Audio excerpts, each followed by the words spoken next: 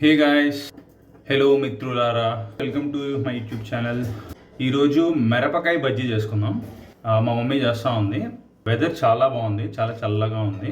బెంగళూరులో అనంతపూర్ స్టైల్ మిరపకాయ బజ్జీ అయితే దొరకదు.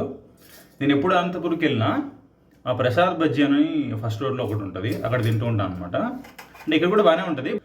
ఇక్కడ వచ్చేసి షిమ్లా మిరపకాయ అని దొరుకుతుంది. అది కొంచెం మందంగా ఉంటుంది. ఇక్కడ అందరూ దాంతోనే వేస్తారనమాట. అంటే లోపల మసాలా స్టఫ్ అది ఏమి ఉండదు. ఓకే, జస్ట్ ఊరికే మిరపకాయలు జస్ట్ మధ్యలో కోసేసి శనగపిండిలో అద్దేసి గోళిస్తారనమాట. ఇక్కడ వాళ్ళకి అదే, ఎందుకంటే అది కారం ఉండదు అనమాట. సో అనంతపూర్లో మనకేంటంటే కొంచెం కారం అనమాట. కాబట్టి అంటే మరీ అంత కారం ఎక్కువ తినము, బట్ కొంచెం కారం ఉండాలి, అట్ ద సేమ్ టైం టేస్టీగా ఉండాలి. ఓకే, సో ఈ ఈవినింగ్కి మిరపకాయ బజ్జీ చేద్దాం. Let's start the video.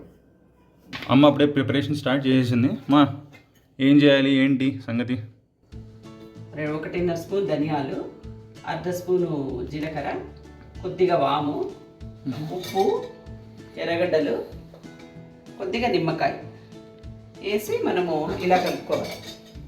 So ఇదేనా అది స్టఫ్? అది అంతా కలిపి ఆనియన్స్ ఏవైతే ఉన్నాయో అవి చాలా చిన్నగా తరుక్కోవాలి. కొంచెం పెద్దగా తరుక్కుంటే ఏంటంటే స్టఫ్ చేయడానికి ఇబ్బంది. కరెక్ట్. మసాలా కలిపి పెట్టుకున్న తర్వాత ఈ మిరపకాయల్లో సీడ్స్ తీసేస్తేనే, లేకపోతే కొంచెం కారం అనిపిస్తుంది. అందుకు మీరు సీడ్స్ తీసేసుకొని రెడీగా పెట్టుకోవాలి.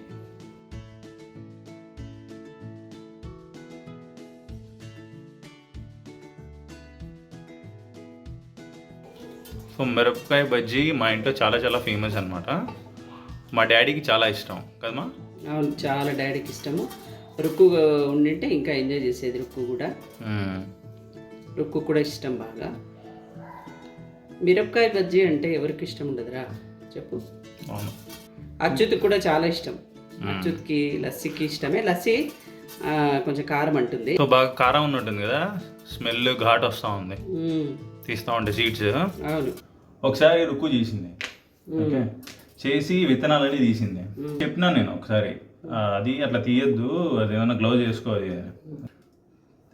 కారం ఉన్నాయి మిరపకాయలు. తీసిన తర్వాత ఒక హాఫ్ అన్ అవర్ 40 మినిట్స్కి చెయ్యి అంతా మంట స్టార్ట్ అయింది. రాత్రి అంతా మంట, అయ్యో చాలా మంట వేసింది చెయ్యి అంతా.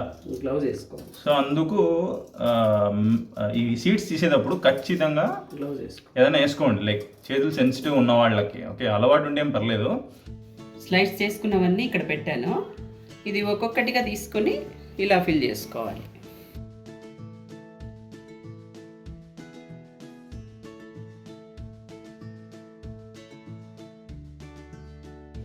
పిండి కలుపుకునే ముందు బాణలు పెట్టి నూనె వేసుకోవాలి.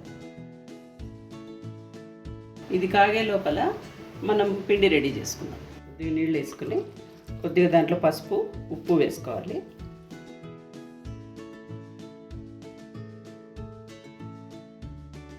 ఇలా కలుపుకొని కొద్దిగా వాటర్ వేసుకోండి. ఎక్కువ నీళ్లు వేయకూడదు, చూసుకొని గట్టిగానే కలుపుకోవాలి. అవును, ఇది సోడా వేసావా? మర్చిపోయినా ఉండేస్తాను. 2 చిటికెలు అంతే, ఎక్కువ లేదు. ఎక్కువ గట్టిదనము లేకుండా చూసుకో.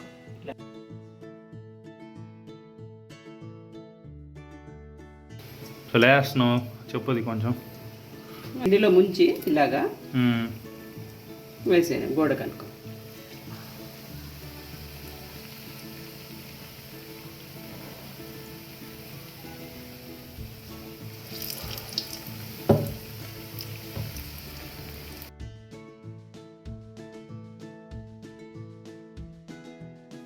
ఇక్కడ వాన్ వస్తే మొత్తం చీకటి అయిపోతుంది.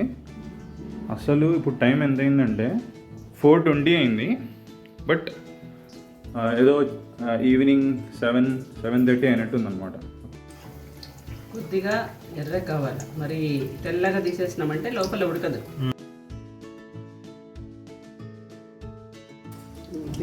ఎప్పుడెప్పుడు తిందామా అని తహతహలాడుతున్నాను అనమాట.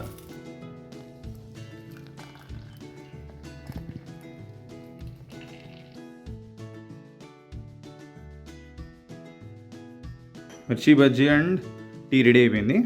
కూర్చొని తినేద్దాం. సో కూర్చొని టేస్ట్ చేద్దాము. ఎట్లుంది? చాలా బాగుంది. టీ ప్రస్తుతానికి పక్కన పెడదాం.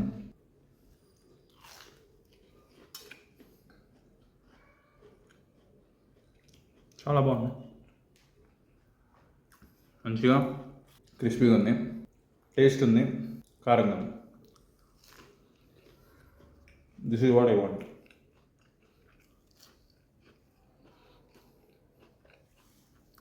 ఆహా, చాలా బాగుంది.